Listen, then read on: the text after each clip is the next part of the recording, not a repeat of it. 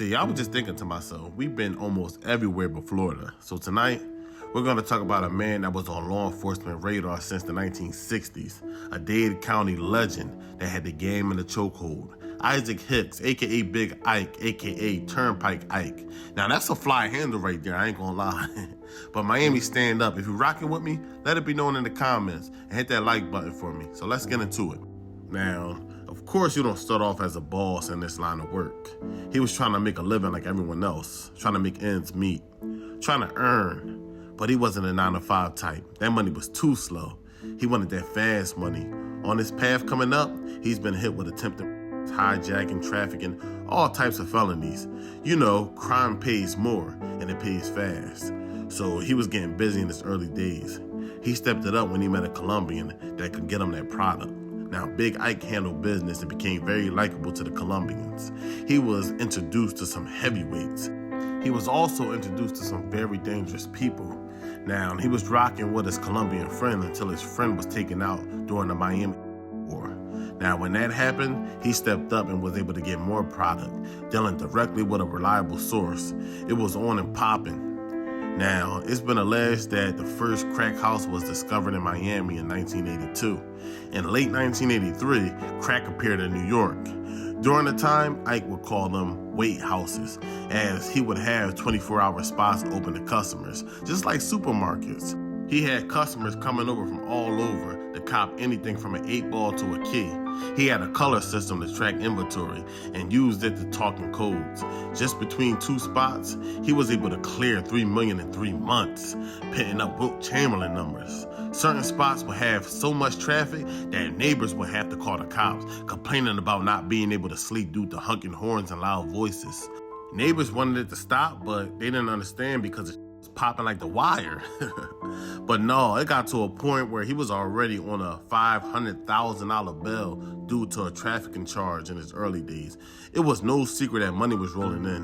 One of his bodyguards said people left bags of hundreds of thousands of dollars for Ike. There was a guy that owed Ike $100,000, and he said Ike didn't sweat him one bit. Now, you got dudes out here sweating people for $200, so that tells you right there he was holding something. He kept his game on point. He watched many friends and associates fall victim to using. When they started to sell their properties and assets, Ike was the one that was buying. He owned at least 30 properties that was built by his own construction company. He also had a record store. Now, with these legit companies, he would produce pay stubs for the men that was under him. So, say if he was on parole or probation, they would have proof of work. He would buy Dickies for him and his workers. They would be walking in the banks with bags full of cash. And with him wearing Dickies, it was just the image of a business. He knew that they was watching and plotting. Now, he would name his residence the Palace. If you pay him a visit, you will be questioned at the gate by bodyguards from nothing less than 30 in the clip. There's times where people will wait close to an hour and a half for him to show up to greet them. He moved like a boss for sure, and he would for sure make boss moves. He would purchase the Liberty City Northside Theater along with another person. They would remodel it and turn it into the heart of the city nightclub. The main focus was blacks having somewhere to party in Miami. The grand opening would be televised and would attract local celebrities. And of course, law enforcement would start hating. A detective would approach the Jewish owner that leased him the club and tell him that he's a trafficker. The club owner would cancel the lease and shut down the club shortly after. Even though it was probably true, but without a conviction, law enforcement cannot go around putting those type of labels on people. I definitely would have sued.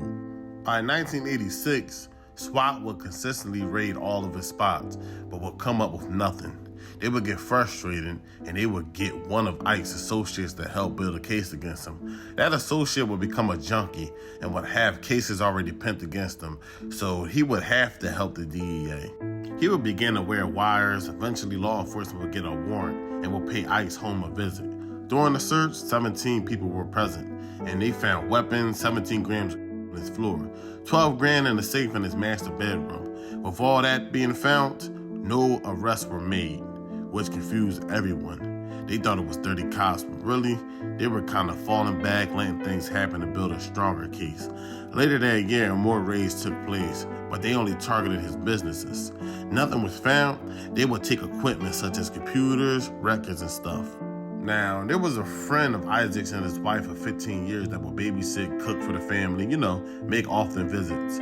They felt comfortable with her being around, even when deals were going on. Now, this was the last person that they would even think would turn informant. March of 1987, she will meet with Ike at his home to purchase 2 ounces.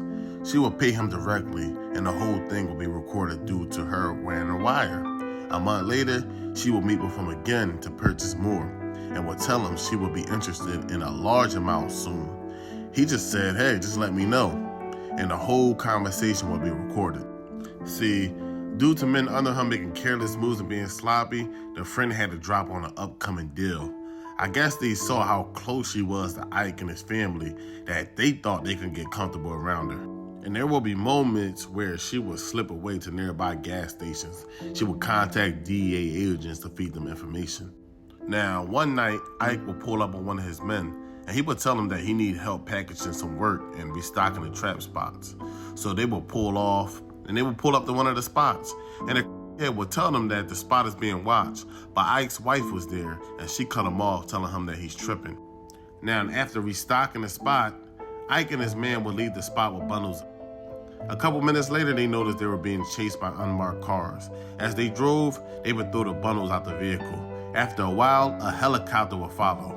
And after everything was out the vehicle, Ike would finally pull over.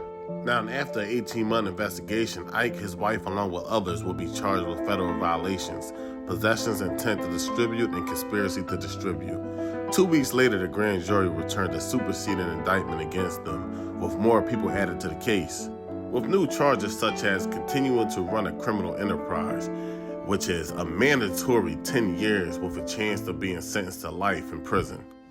During the time, DEA agents and police officers executed a search warrant to his secret residence and seized $34,000 in cash.